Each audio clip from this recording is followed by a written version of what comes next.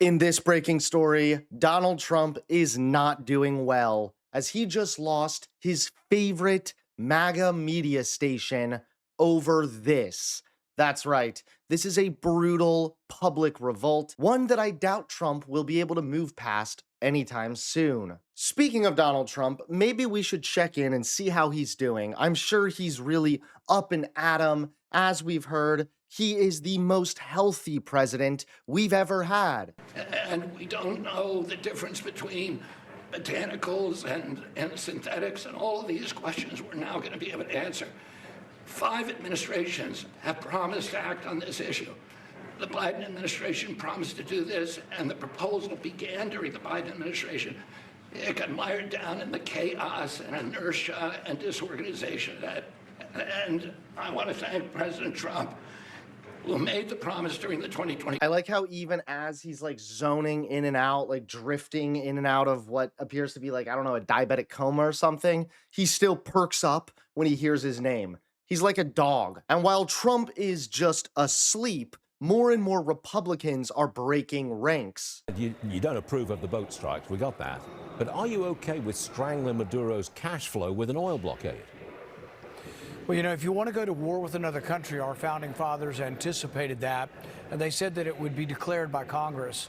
The power was never given to presidents to begin war. This certainly looks like a massive armada, a massive amount of military force, and if bombs begin dropping on Venezuela, or there's an invasion, or essentially a blockade, which is an act of war, there really should be a vote by Congress.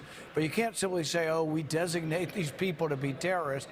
Realize that the boats that are being blown up, about 1 in 4 boats that are interdicted by the Coast Guard don't have any drugs on them. So there's a 25% error rate, and there is no evidence these people are armed. And for the Republicans that haven't yet seen the light, they seem to be weirdly obsessed with any issue besides Donald Trump's failing mental health and Donald Trump's failing economy.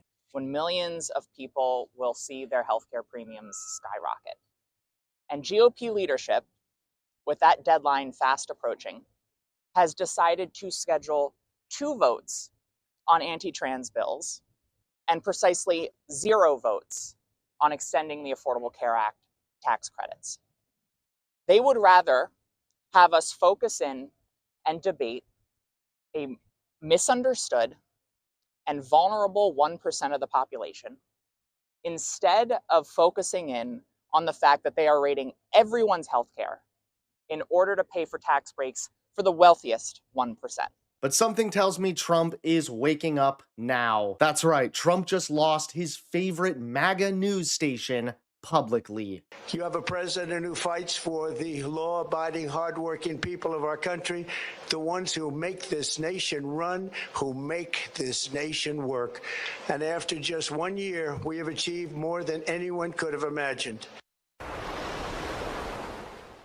David, what did you make of the address in terms of style and substance? That was a waste of time. That's what I made of it. Womp womp. Ooh, okay. Where was the big reveal? Well, that was a campaign speech. Fine, great. I get why they did it, right? You know, you want to present a presidential address from the White House and you want to say, we hear you, we feel your pain, affordability, we're on this. I get the narrative. I get all that. That's fine from a PR perspective. But I'm used to the yesteryear presidential addresses where you actually, if you're going to say something from the White House, say something really like important, not a campaign speech.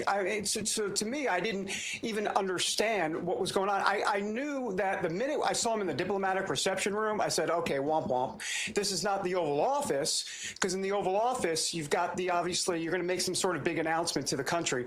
This was not that, Dr. G. It's definitely a lull. David, Yes. what you said, plus, can I just say that if I were handling President Trump, I definitely would have had him in a room with an audience. I don't care. You know what? They're having 1,000 Christmas parties right now. Invite That's some of right. the people, invite some of your congressional favorites over. I don't care. Invite your staffers to sit in the room. I don't care.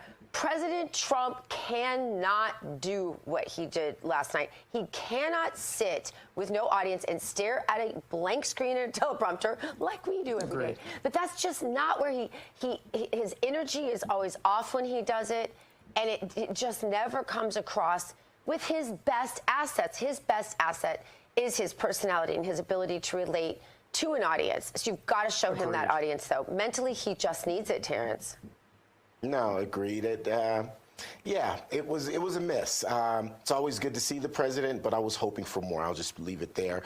Dr. Gina, would you give us our Bible verse, please? Thanks so much for watching. Please click that like button and subscribe to Occupy Democrats so that you can stay informed and help us stop Donald Trump.